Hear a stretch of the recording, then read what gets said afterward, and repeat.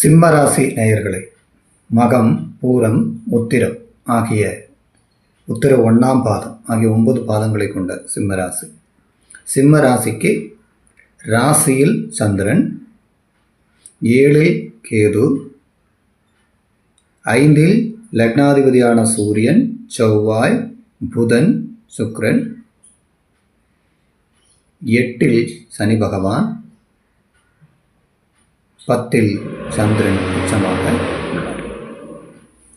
அப்போது பொதுவாக ராசியின் தொடக்கத்தில் 11இல் குரு இருந்து ராசி ஆண்டு தொடங்குவதால் தேவைக்கேற்ற வருமானம் காரியங்கள் இருக்கும். ஆனாலும் அஷ்டமச்சனியினுடைய 7ஆம் பார்வை நேராக 2ஆம் பாவத்துக்கு இருப்பதால் குடும்பத்தில் பண தேவைகள் அதிகரிக்கும், குடும்பத்தில் சலசலப்புகள் உருவாகும், மனைவியினுடன் ஒத்துப்போகும் தன்மையை வளர்த்துக் கொள்வதன் மூலம் முடிஞ்ச அளவுக்கு வீட்டில் பேசாமல் இருக்கிறதே நல்லது. தொழில் ரீதியான நஷ்டங்கள் வராமல் பார்த்துக்கணும். ஏன்னா சனியினுடைய பார்வை சந்திரனுக்கு 10ஆம் பாவத்திற்கு உண்டு.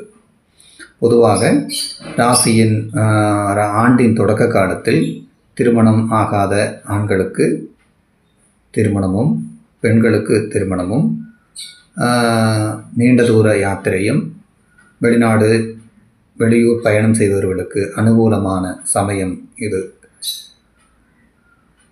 பின் ஜூலை 1க்கு பின் குரு உச்சனாக 12ஆம் பாவத்திற்கு நகர்வதால் சுப விரயங்கள் அதிகமாகும்.